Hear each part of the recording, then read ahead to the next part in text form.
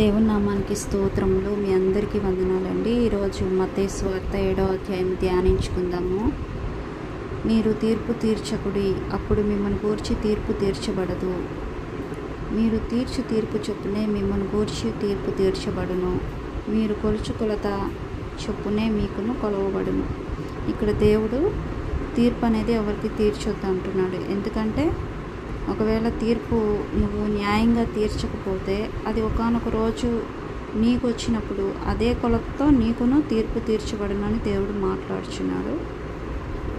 కాబట్టి ఒకవేళ తీర్పు తీర్చాల్సి వస్తే అది ఎవరైనా సరే న్యాయంగా ఉండాలి అని దేవుడు మాట్లాడుచున్నాడు. ఇక్కడ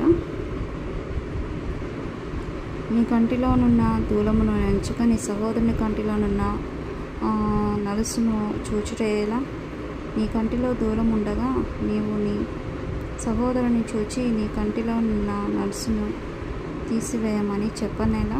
వేషధారి, మొదట నీ కంటిలో నున్న దూలమును తీసివేసుకొనుము, అప్పుడు నీ సహోదరుని కంటిలోనున్న నలుసును తీసివేయటకు నీకు తేటగా కనపడను. కాబట్టి దేవుడు ఏం మాట్లాడుతున్నాడంటే, మొదట నీ కంటిలో ఉన్న దూలాన్ని తీసివేసేది, తర్వాత నీ సహోదరుని కంటిలో ఉన్న నలుసును తీసివేయబడును అంటున్నాడు. ఎందుకంటే ఏ విషయంలో అయినా ముందు మనము జాగ్రత్త పడాలి. అన్ని విషయాల్లో మనం కరెక్ట్గా ఉండి ఇప్పుడు ఇతరులకి మనం సలహాలు సూచనలు ఇవ్వాలి. ఎందుకంటే మొదట మనమే కరెక్ట్గా లేకపోతే ఇతరులకి మనం ఏం చెప్పలేం కదండి. కాబట్టి నీ కంటిలో ఉన్న దూలమును తీసివేసుకొని తర్వాత అప్పుడు నీ సహోదరుని కంటిలో ఉన్న నలుసును తీసివేయబట్టుకు నీకు తేటగా కనపడునని దేవుడు వాక్యం చెప్తుంది. అలాగే 6వ వచనంలో, పరిశుద్ధమైనది కుక్కలు పెట్టకుడి, నీ ముత్యములను పందుల ఎదుట వేయకుడి, వేసినలా అవి ఒకవేళ వాటిని కాళ్ళతో త్రొక్కి మీ మీద పడి మిమ్మల్ని చీల్చివేయదు. కాబట్టి పరిశుద్ధమైనదంటే కుక్కలకి పెట్టకూడదంట. కుక్క అంట తన వాంతి కక్కి అదే తింటదంట. కాబట్టి పరిశుద్ధమైనది కుక్కలకి పెట్టకూడదని దేవుడు మాట్లాడుతున్నాడు. నెక్స్ట్, అడుగుడి మీకు ఇవ్వబడును, వెతుకుడి మీకు దొరకను, తట్టుడి మీకు తీయబడును. అడుగు ప్రతివాడు పొందును, వెతుకువానికి దొరకను, తట్టువానికి తీయబడును. నీలో ఏ మనుష్యుడైనను తన కుమారుని తన రొట్టెను అడిగిన ఎడల వానికి రాతినిచ్చునా? దేవుడు వాక్యం ఏం చెప్తుందంటే, అడుగుడి మీకు ఇవ్వబడును అంటున్నాడు దేవుడు. మీరు అడుగుడి, మీరు నన్ను అడగండి, మోకరించి నన్ను ప్రార్థించండి, నేను ఖచ్చితంగా ఇస్తాను. నన్ను గురించి వెతకండి, నేను మీకు ప్రత్యక్షమవుతా. నా స్వరము, ఆయన స్వరము మనం వింటాము. తట్టండి మీకు తీయబడును. మనం ఆయన ప్రతిరోజు ప్రార్థిస్తే ఆయన మనకు ప్రార్థిస్తున్నాం కాబట్టి ఆయన డోర్స్ అనేవి ఓపెన్ చేస్తాడు. అంటే డోర్స్ అంటే మన ప్రార్థనకి జవాబు. మనము దేని నిమిత్తమైతే ప్రార్థిస్తున్నామో దాన్ని బట్టి ఆయన కార్యం చేస్తాడు. కాబట్టి అడుగు ప్రతివాడు పొందును అని మాట్లాడుతున్నాడు. కాబట్టి ఆయనకి భేదం ఏదీ లేదు. కాబట్టి ప్రతి వాడును పొందును అంటున్నాడు. నిన్న చదువుకున్న వాక్యంలో సూర్యుని వెలుగు మంచివారి మీదను చెడ్డవారి మీదను సూర్యుడు ప్రకాశించును అని వాక్యం చదివాం కదండి. అలాగే ఇక్కడ తట్టు ప్రతివానికి తీయబడును అంటున్నాడు, అడుగు ప్రతివానికి పొందును అని అంటున్నాడు. దేవుడు ఎవరిని అన్యాయం చేసే దేవుడు కాదు. ఆయనకి ఏ భేదము లేదు. ప్రతి ఒక్కరి కొరకు ఆయన రక్తాన్ని చిందించాడు. ప్రతి ఒక్కరిని ఏకరీతిగా ఒకే రీతిగా ప్రేమిస్తాడు దేవుడు. ఎందుకంటే దేవుడు వచ్చింది ప్రతి ఒక్కరి పాపము నిమిత్తము, పాప పరిహారార్థ నిమిత్తము ఆయన బలి అయ్యాడు.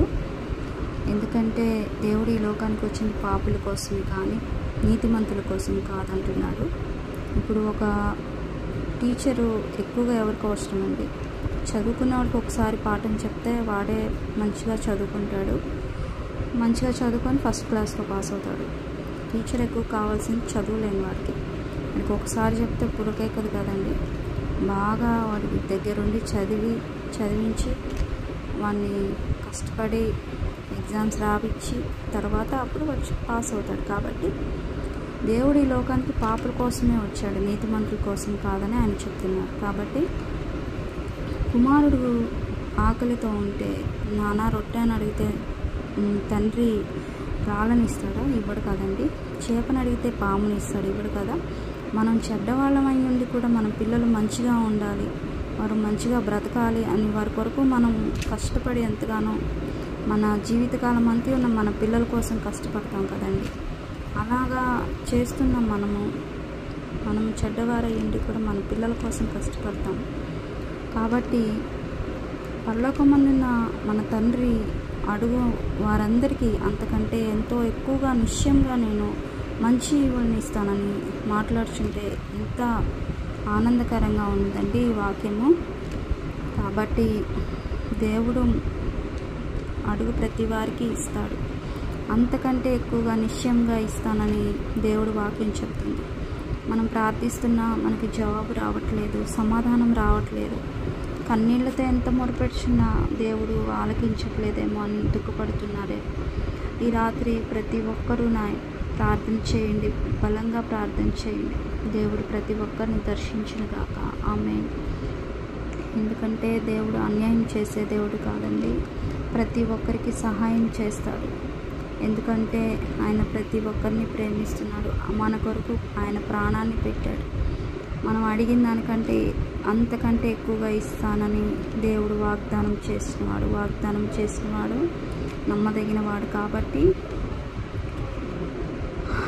ఆయన్ని మనం ఎప్పుడు విడిచిపెట్టొద్దు. మనకి కార్యాలు జరగలేదని విడిచిపెట్టకూడదు. ఎందుకంటే ఆలస్యం చేసినా దాని వెనకాల ఎంతో దేవుని జ్ఞానము, ఆయన చిత్తం అనేది ఒకటి ఉంటుంది. ఆయన చిత్తానుసారంగానే సమస్తము జరుగుతాయి. కాబట్టి మీ తండ్రి తను అడుగువారందరికీ అంతకంటే ఎంతో ఎక్కువగా నిశ్చయముగా అంటే ఖచ్చితముగా మంచి ఈవులను ఇచ్చును. కావున మనుష్యులు మీకు ఏమి చేయవలని మీరు కోరుదురో అలాగనే మీరును వారికి చేయుడి. ధర్మశాస్త్రము ప్రవక్తల ఉపదేశమునై ఉన్నది. ఇరుకు ద్వారమును ప్రవేశించుడి, నాశనమునకు పోవు ద్వారములు వెడల్పులు, ఆ దారి విశాలమై ఉన్నది, దాని ద్వారా ప్రవేశించువారు అనేకులు. జీవమునకు పోవు ద్వారము ఇరుకును, ఆ దారి సంకుచితమై ఉన్నది, దాని కనుగొనువారు కొందరే. ఆమేన్.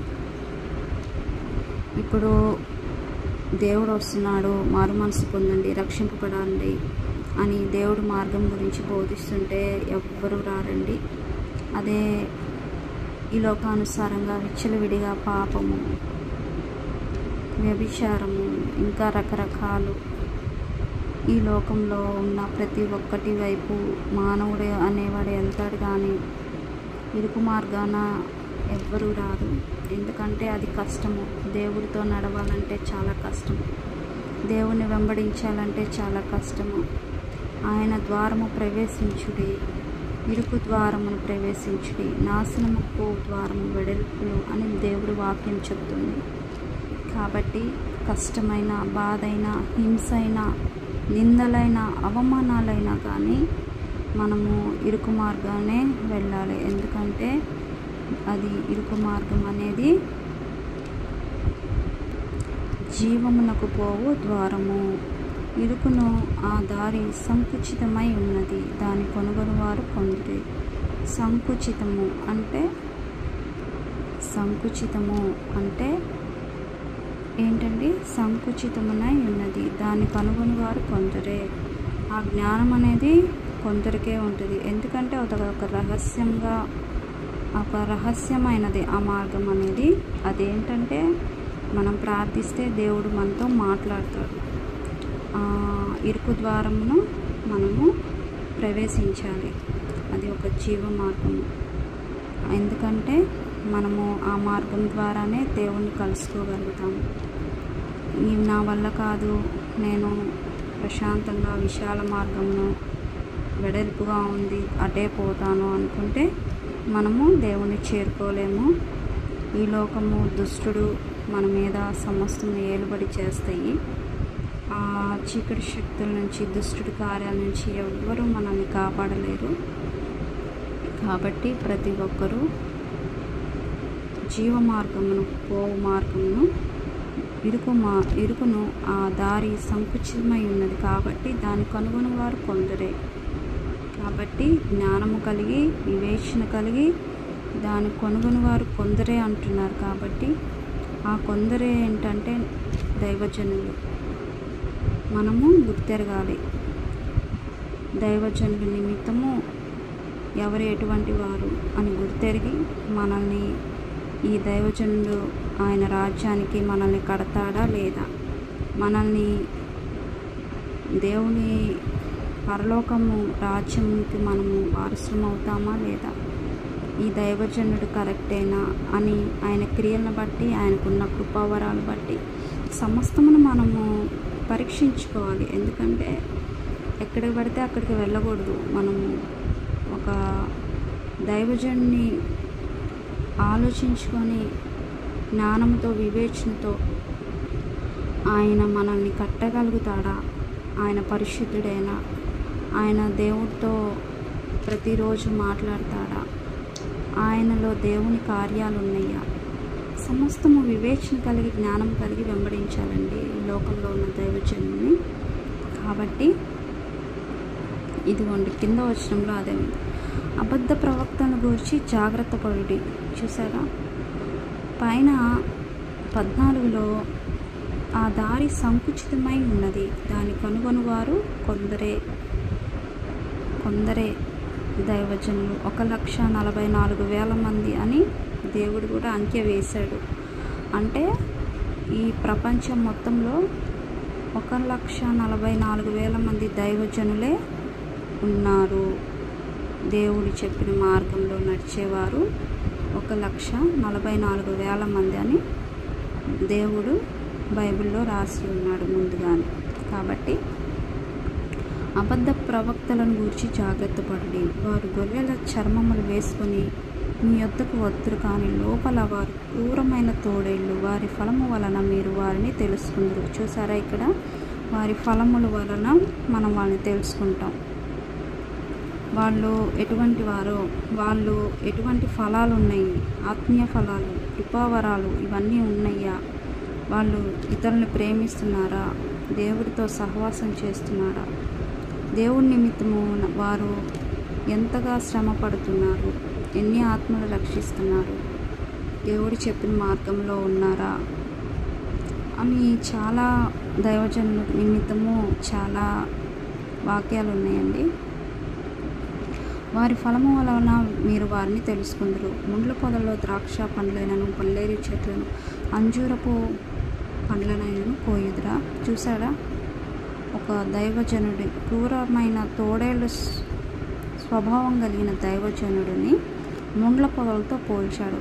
అంటే వాళ్ళలో ద్రాక్ష పండ్లైనను పల్లేరు చెట్టు అంటే ముండ్ల పొదల్లో ఇవేం ఉండవు కదా, ఒకవేళ ఉన్నా అవి మనము కొయ్యలేము కదా. అలాగా దేవుడు మాట్లాడుతున్నాడు. అలాగనే ప్రతి మంచి చెట్టు మంచి ఫలమును ఫలించును అంటున్నాడు. మంచి చెట్టు అంటే ఒక దైవజనుడు మంచివాడైతే ఒక మంచి ఫలాలు అనేది ఫలిస్తాయి. అది ఒక దైవజనుడు కానీ ఒక సంఘం కానీ ఎవరైనా సరే, ఫలింపని కొమ్మ నరకబడి అగ్నిలో వేయబడినని కూడా దేవుడు మాట్లాడుతున్నాడు. కాబట్టి పనికి మాలిన చెట్టు కాని ఫలమును ఫలించును, మంచి చెట్టు కాని ఫలమును ఫలింపనేరదు. పనికి మాలిన చెట్టు మంచి ఫలమును ఫలింపనేరదు. మంచి ఫలమును ఫలింపని ప్రతి చెట్టు నరకబడి అగ్నిలో వేయబడును. చూసారా, 19వ అధ్యాయంలో మంచి ఫలము ఫలింపని ప్రతి చెట్టు అంటే మంచి ఫలాలు ఫలించాలి. ఫలించడం అంటే దినదినము మనము మన ఆత్మీయ జీవితం ఫలభరితంగా ఉండాలి. దినదినము మనము ఆయనలో అభివృద్ధి చెందాలి. ఇప్పుడు మారు మనసు అనేది ఒక విత్తనం. ఆ విత్తనం భూమిలో పడినాక చచ్చిపోయింది. ఒక మొక్కగా రావాలంటే అది చావాలి. చావడం అంటే ఈ లోకానుసారంగా అన్ని విషయాల్లో మనం చనిపోవాలి. చనిపోవడం అంటే త్రాగుడు, చెడ్డ అలవాట్లు, మందు, గుట్కా, సమస్తము ఈ లోకము, సినిమాలు, ఇంకా వ్యర్థకరమైనవి. ఈ లోకానుసారంగా ఉండే ప్రతి ఒక్కటి విషయంలో మనం చావాలి. ఆ విత్తనం అనేది భూమిలో పడినప్పుడు చస్తేనే కానీ అది ఒక మొక్కగా బయటికి వస్తుంది, చిన్న మొలకగా వస్తుంది. అది పెద్దదైతే ఇంకొక మాట ఏంటంటే అది ఎదిగే క్రమంలో కూడా ఎన్నో ఆటంకాలు, ఎన్నో వర్షము, తుఫాన్లు, ఎన్నో అలజడులు. ఆత్మీయ జీవితంలో ఎదగాలంటే మామూలు విషయం కాదండి. ఈ లోకానుసారంగా ఎవరు ఎన్ని మాటలు అంటున్నా, ఎన్ని నిందలు వేస్తున్నా ఎవరో అవసరం లేదండి. మనము మన కుటుంబీకులేమి, ఒక యజమాని ఏమి, మన బిడ్డలేమి, ఎవరైనా సరే ఎటు నుంచి ఎటువంటి మాటలు వస్తాయో తెలియదు. కాబట్టి ఎన్ని అవమానాలు, ఎటువంటి శ్రమలు వస్తున్నా తట్టుకొని నిలబడగలగాలి. ఆ మొక్క కూడా అంతే, ఒక మనిషిగా తట్టుకొని నిలబడాలి. ఆ మొక్క ఏంటంటే అది పెరుగుతుండే కొద్దీ ఎండకి, వర్షాలకి, జంతువులు అవి తినివేయకుండా అది ఒక మొక్క ఒక పెద్ద వృక్షమై ఫలించాలంటే దానికి కాపుదల కావాలి. ఆమేన్, స్తోత్రం. దానికి కాపుదల కావాలి. ఆయన ఎవరో కాదు, మన నజరేయుడైన యేసు. ఎందుకంటే ముందు మనం ఈ లోకానుసారంగా చచ్చిపోయాం కాబట్టి మారు మనసు పొందుకొని రక్షింపబడితే ఆయన కాపుదల మనకు ఉంటుంది. రక్షింపబడితే ఆయన మనల్ని ఎన్నటికీ చెయ్యి విడిచిపెట్టడు. ఒకానొకసారి నువ్వు రక్షింపబడి తిరిగి వెనక్కి చూడకూడదు, లోకం వైపు చూడకూడదు. కాబట్టి ఒకవైపు లోకం వైపు చూసావా, తిరిగిరా. దేవుడు నీ కోసం ఎల్లవేళ చేతులు చాచి ఉంటారు. కళ్ళందరి బలాల ఓ రాజ్యానికి స్తోత్రములు తండ్రి. ఆయన నీ కోసం ఎల్లవేళలా చేతులు చాచి ఉంచుతున్నానని నీ వాక్యాల ద్వారా మాట్లాడుచున్నాడు తండ్రి. పరిశుద్ధుడా, ఓ రాజ్యానికి స్తోత్రములు తండ్రి. ఎందుకంటే ఆయన తప్పిపోయిన కుమారుని తిరిగి చేర్చుకున్నట్లు నా తండ్రి నిన్ను కూడా ఈరోజు పిలుస్తున్నాడు. పడిపోయిన స్థితిలో ఉన్నావా, ఆయనకి దూరంగా బ్రతుకుతున్నావా, ఆయన్ని దుఃఖపెడుతున్నావా, ఆయన గాయాలని రేపుతున్నావా, జ్ఞాపకం చేసుకో. ఆయన నీ కోసం వెళ్ళవేళలా ఆయన చేతులు చాచి ఉంచాడు. తండ్రిని దుఃఖపరిచే వారంగా మనం ఉండకూడదని మాట్లాడుచున్నాం. ఆయన ఏం చెప్తున్నాడండి, మంచి మార్గంలో నడవమనే కదా. దయచేసి జ్ఞాపకం చేసుకోండి. ఆ చెట్టు పెద్దదైన ఫలించే అనుభవంలో ఉండాలి. కొంతమంది మారు మనసు పొంది రక్షింపబడి అలాగే ఉంటారు. రక్షింపబడినాక, బాప్తీసం తీసుకున్నాక ఆయన ఆత్మను పొందుకోవాలి. ఆయన ఆత్మ ద్వారా సమస్త కార్యాలని జయిస్తాము, ఈ లోకాన్ని జయిస్తాము. ఈ లోకంలో ఉన్న ప్రతి ఒక్క దుష్టుడు వేసిన ప్రతి ఒక్క అగ్నిబాణములను జయిస్తాము. అనంత శూన్యంలో దుష్టుడు నా తండ్రి అయా యుద్ధం చేస్తుండగా నా తండ్రి, దేవదూతలు నా తండ్రి, అయా సమూహాలతో నా తండ్రి, దుష్టుడు నా తండ్రి యుద్ధము చేసిండగా తండ్రి జయ జీవితాన్ని మనకిస్తాడు. పరిశుద్ధాత్మ మనలో ఉంటే ఈ లోకాన్ని మనం జయిస్తాము. పరిశుద్ధాత్మ అనేది ఒక గొప్ప కార్యము, అది ప్రతి ఒక్కరు పొందుకోవాలి. ఎందుకంటే ఆత్మ లేని వారు నా వారు కాదని దేవుడు వాక్యం చెప్తుంది. కాబట్టి మనము మంచి ఫలాలను ఫలించాలంటే ఆయన ఆత్మ ద్వారా కట్టబడాలి. మనం మంచి ఫలాలను ఫలించాలంటే ఆయన జీవజల ఊటలో నాటబడాలి. స్తోత్రం. కాబట్టి ఇక్కడ అలాగనే ప్రతి మంచి చెట్టు మంచి ఫలమును ఫలించింది, కాని చెట్టు మంచిది కాని చెట్టు కాని ఫలమును ఫలించింది. కాబట్టి మీరు వారి ఫలము వలన వారిని తెలుసుకుందురు, నరకబడి అగ్నిలో వేయబడును. ఇదిగోండి, మంచి ఫలములు ఫలింపని ప్రతి చెట్టు నరకబడి అగ్నిలో వేయబడును అని 19వ అధ్యాయంలో మాట్లాడుతున్నాడు, 19వ వచనంలో మాట్లాడుతున్నాడు. కాబట్టి మీరు వారి ఫలము వలన వారి తెలుసుకుందురు. ఇప్పుడు దైవజనుడు అనేవారు దేవుణ్ణి కలిగి ఉంటే వారి ఫలాలనే మనం గుర్తెరుగుతాము. వారి వాక్యమును బట్టి, వారి ప్రవక్తను బట్టి, వాళ్ళ వేషధారణ బట్టి, సమస్తమును బట్టి మనకు ఒక ఆలోచన అనేది వస్తుంది. వీళ్ళేంటి ఇలా ఉన్నారు, ఇది మాటలేంటి, వీళ్ళ దగ్గర మనం కట్టబడతామా అనే మనోనేత్రంలో మన జ్ఞానం అనేది వెలిగింపబడినప్పుడు మనం అశ్రద్ధ చేయకూడదు అటువంటి భాష్యం. ఎందుకంటే ఈ లోకంలో మన బిడ్డల్ని ఒక మంచి స్కూల్లో వేయాలనుకుంటాము, అంతేకాని ఏ స్కూల్ పడితే అందులో జాయిన్ చేయం కదండి.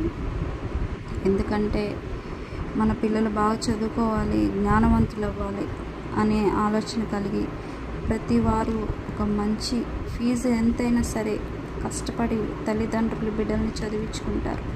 ఈ లోకానుసారంగా నీ బిడ్డల నిమిత్తం నీకు అంత ఆలోచన ఉంటే ఈ లోకం మనకు శాశ్వతం కాదు. ఈ లోకాన్ని విడిచిపెట్టి దేవుని దగ్గరికి వెళ్ళాలి. నిన్ను, నీ ఆత్మని దేవుడి దగ్గర చేర్చేవాడు ఒక దైవజనుడు. అటువంటి దైవజనుని నీవు ఎలాగ ఎన్నుకుంటున్నావు, ఎటువంటి క్రియలను బట్టి ఎన్నుకుంటున్నావు అని దేవుడు ఈ రాత్రి నీతో మాట్లాడుచున్నాడు. కాబట్టి వారి ఫలము వలన వారు మీరు తెలుసుకుందురని మాట్లాడుతున్నారు. వారి క్రియలను బట్టి, వారి ఫలములను బట్టి మనం వారిని గుర్తుపట్టాలి. ప్రవ్వా ప్రవ్వా అని నన్ను పిలిచేవాడు పరలోక రాజ్యం ప్రవేశింపడు, కానీ పరలోకమందున నా తండ్రి చిత్త ప్రకారం చేయవాడే ప్రవేశించు.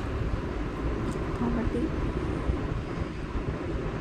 ఆయన చిత్తం చేయవాడే ఆయన రాజ్యంలో ప్రవేశిస్తాడు.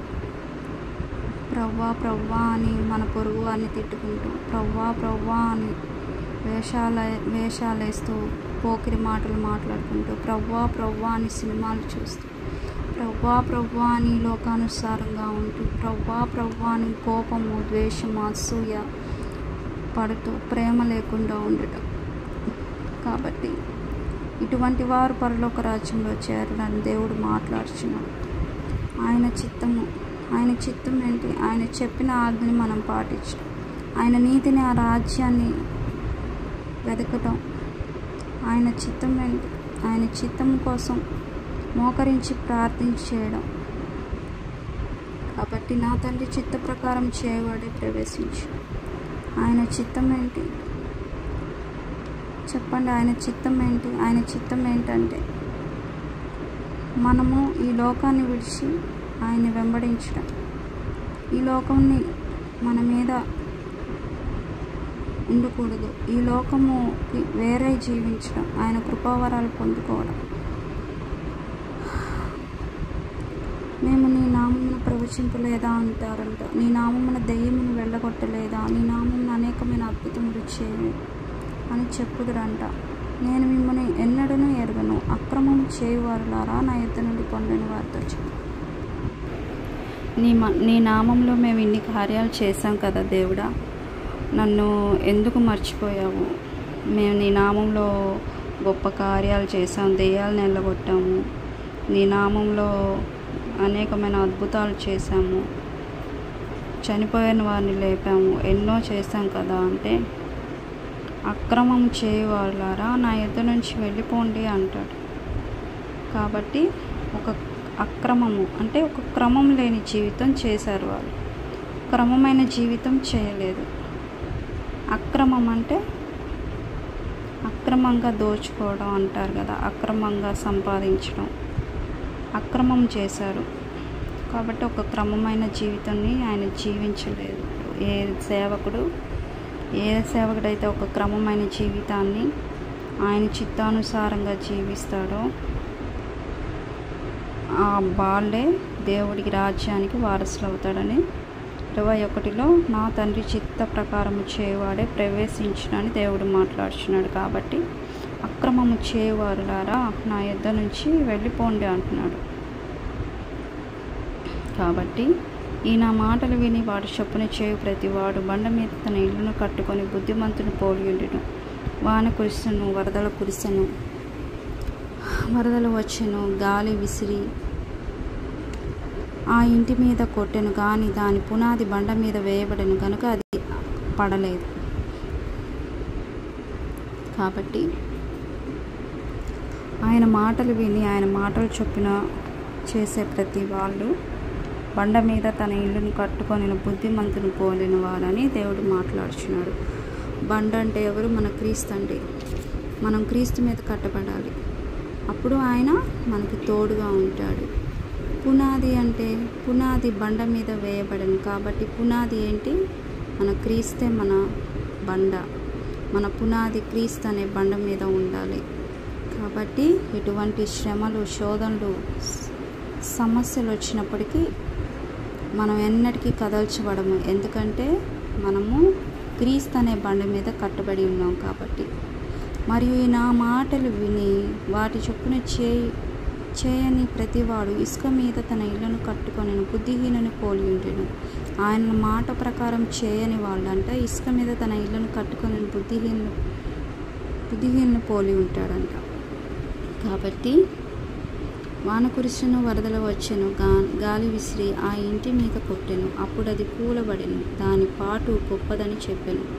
చూసారా, ఆయన మీద ఆధారపడకుండా, ఆయన మాటలు వినకుండా ఇలాగా ఇష్టం వచ్చినట్లు ఉంటే అలాంటి శ్రమలకు, వాన కురిసిన, వరదలు ఇలాంటి వాటికి ఆ ఇల్లు అనేది కూలిపోయిందంట. కాబట్టి యేసు ఈ మాట చెప్పి ముగించినప్పుడు జనసమూహములు ఆయన బోధకు ఆశ్చర్యపడి, ఏలయనగా ఆయన వారి శాస్త్రి వలె కాక అధికారం గల వారి వలె వారికి బోధించెను.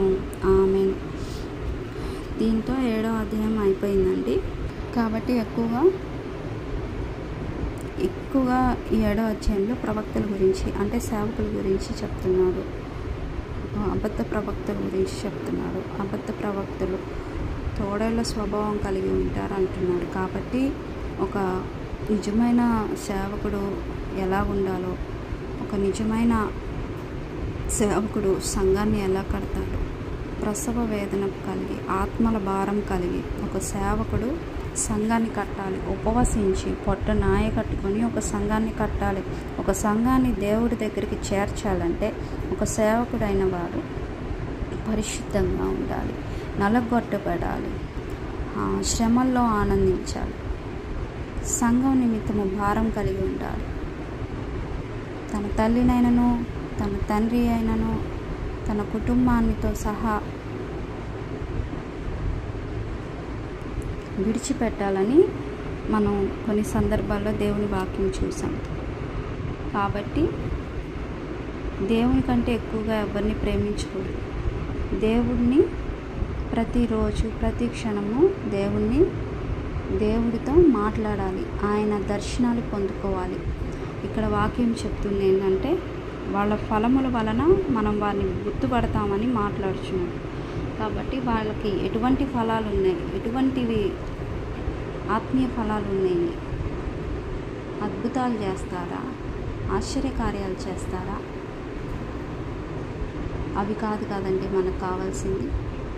దేవుడి చిత్త ప్రకారం చేయమని దేవుడు చెప్తున్నాడు.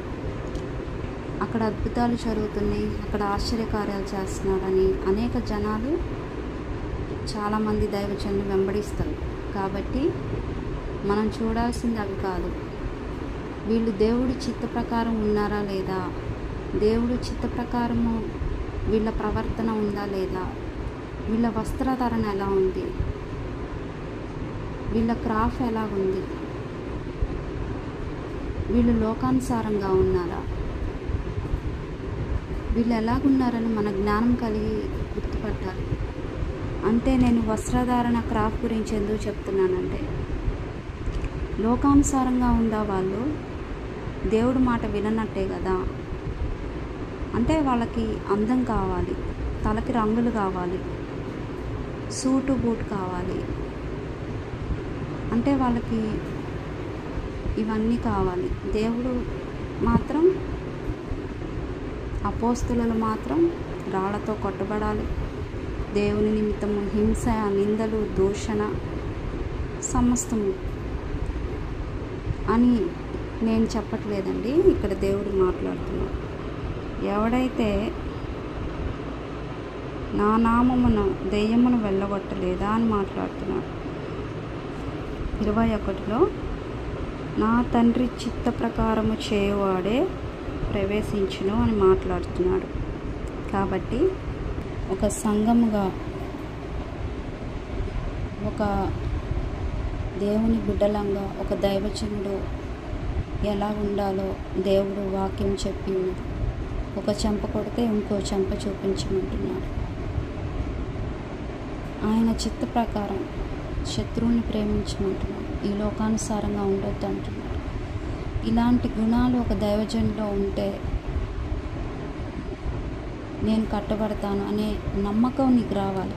ఒక విశ్వాసం అనేది నీకు రావాలి. గుడ్డిగా ఏ సంఘానికి పడితే ఆ సంఘానికి వెళ్ళొద్దు. అంటే నేను ఇక్కడ విమర్శించట్లేదండి, దయచేసి ఇది తప్పైతే నన్ను క్షమించండి.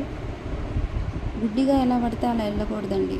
ఇవి ఏదో నామకార్థం కాదండి. నేను ఈరోజు ఒక సాక్ష్యం విన్నాను. ఒక మా తెలిసిన ఆమె కోమాలోకి వెళ్ళిందంట. ఆమె చనిపోయాను అనుకుందంట. 3 రోజులు హాస్పిటల్ తీసుకెళ్ళారు.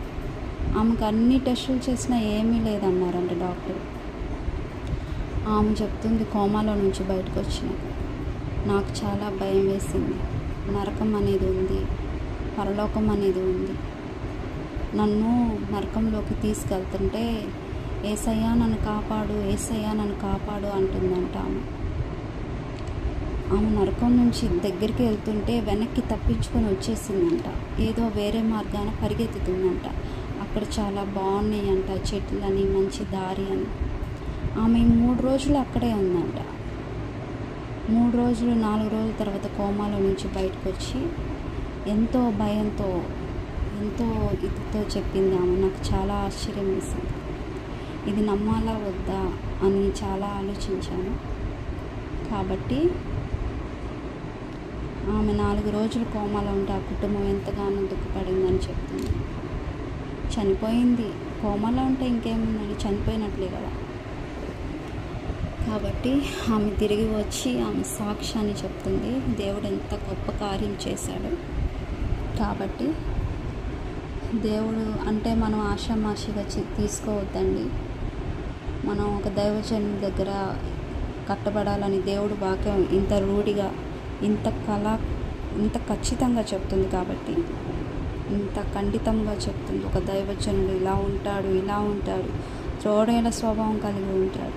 దయచేసి గుర్తుపట్టమని ఒక సంఘానికి, ఒక భక్తులకి, ప్రతి ఒక్కరికి దేవుడు మాట్లాడుచున్నాడు. కాబట్టి ప్రతి ఒక్కరు జ్ఞానం కలిగి, ప్రతి ఒక్కరూ గొప్ప దైవజనుల్ని గుర్తుపట్టమని, ఎక్కడున్నారో అలాంటి వాళ్ళు దయచేసిన మీ ఆత్మలు నశించకుండా ఒక గొప్ప దైవజనుల దగ్గర మీరు కట్టబడాలని నేను కోరుకుంటున్నాను. గుర్తుపట్టండి, దేవుడు మాట్లాడుతున్నాడు. వాళ్ళ ఫలాలు ఏంటో గుర్తుపట్టండి అని దేవుడే మాట్లాడుతున్నాడు. నా మాటలు కాదండి ఇవి. చదువుకోండి కావాలంటే. మత్తయి సువార్త 7వ అధ్యాయము 19 చదువుకోండి. 17, 16, 15 నుంచి మొత్తం చదవండి. దేవుడే మాట్లాడుతున్నాడు. నా మాటలు అయితే కాదండి. నా మాటలు నొప్పించి ఉంటే దయచేసి క్షమించమని కోరుకుంటున్నాను. చిన్ని వాక్యము దేవుడు దీవించుగాక. ఆమేన్. చిన్న ప్రార్థన చేసుకున్నాం. పరిశుద్ధుడా, పరలోకమందున్న తండ్రి, నీ నామానికి స్తోత్రాలు చెల్లిస్తున్నాం తండ్రి. ఈరోజు మీరు ఇచ్చిన వాక్యాన్ని బట్టి స్తోత్రములు దేవా. యేసయ్యా నాయన, ఈరోజు నీవు మాట్లాడే మా వాక్యము సేవకుల నిమిత్తమై ఉన్నది ప్రభువా. ఎటువంటి సేవకుల దగ్గర కట్టబడాలో నువ్వు మాట్లాడుచున్నావు తండ్రి. దయచేసి నీ చిత్తానుసారంగా మెల్కిసెదెకు క్రమం అనేది నీవు ఒకటి మెన్షన్ చేసి ఉన్నావు తండ్రి బైబిల్లో. నీ చిత్తానుసారంగా ఉన్న దైవజనుల దగ్గర మేము కట్టబడులాకు సహాయం చేయండి. ఈ లోకానుసారంగా ఈ లోకాన్ని ధరించుకొని నామకార్థంగా ఉండే దైవజనులు మాకొద్దయ్యా.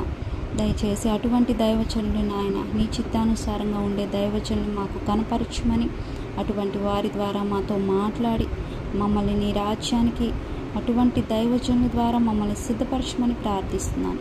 అటువంటి వారి దగ్గర నాయన మేము కట్టబడితేనే మీ రాజ్యానికి మేము వారసులు అవుతాం. నీ వాక్యం ద్వారా మాట్లాడుతున్నాం. అక్రమము చేయువారులారా మీరు నా యొద్ద నుండి వెళ్ళిపోండి అని, వారికే లేని పరలోకం సంఘానికి ఎలా ఉండిద్దని ప్రతి ఒక్కరు గుర్తెరుగుటకు సహాయం చేయమని ప్రార్థిస్తున్నాను తండ్రి. అటువంటి వారి ద్వారా తీసుకున్న బాప్తిస్మ కూడా చల్లదని నాయన నీ వాక్యాల ద్వారా మాట్లాడుతున్నావు కాబట్టి తండ్రి, దయచేసి ప్రతి బిడ్డకి జ్ఞానమును మనోనేత్రములు తెరవండి. నేను చెప్పిన వాక్యంలో నా తండ్రి ఏదైనా తప్పు ఉంటే దయచేసి నన్ను మన్నించమని నీవు ఇచ్చిన చిన్న వాక్యంకే మీకే కృతజ్ఞతాస్తుతులు స్తోత్రములు చెల్లిస్తూ ప్రార్థన నాయన ఏకీభవిస్తున్న వాక్యము విన్న ప్రతి ఒక్కరిని దీవించి ఆశీర్వదించి మీరు ఆకడితో వచ్చినప్పుడు మమ్మల్ని జ్ఞాపకం చేసుకుని నజరేయుడైన యేసు నామములో ప్రార్థిస్తున్నాను తండ్రి. ఆమేన్, ఆమేన్, ఆమేన్. అందరికీ వందనాలు.